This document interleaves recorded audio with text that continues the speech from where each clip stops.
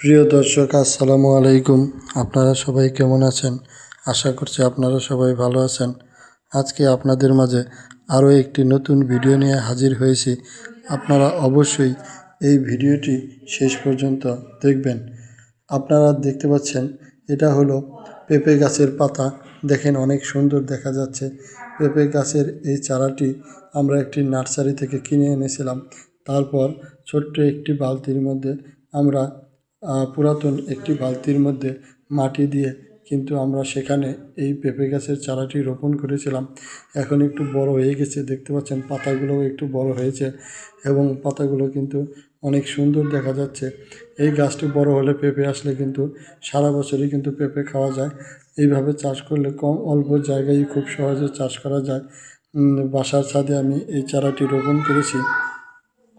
চাইলে কিন্তু আপনারাও খুব সহজে বাসার ছাদে এইভাবে পেঁপে গাছ চাষ করতে পারেন। পেঁপে কিন্তু খুবই উপকারী একটি সবজি। পেঁপেতে প্রচুর পুষ্টিগুণ রয়েছে। পেঁপে দেখতে পাচ্ছেন, আমরা এই চারাটি কিন্তু এরকম একটি বালতির মধ্যে যে মাটি দিয়ে তারপর সেখানে রোপণ করেছিলাম। পেঁপে কিন্তু কাঁচা এবং পাকা অবস্থায় দুইভাবেই খাওয়া যায়।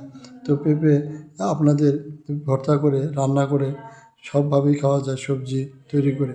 আপনাদের কাছে আজকের এই ভিডিওটি ভালো লেগে থাকলে ভিডিওতে একটি লাইক দিয়ে চ্যানেলটি সাবস্ক্রাইব করে দিবেন। আপনাদের সাথে আবারও দেখা হবে নতুন কোনো ভিডিও নিয়ে। সবাইকে ধন্যবাদ।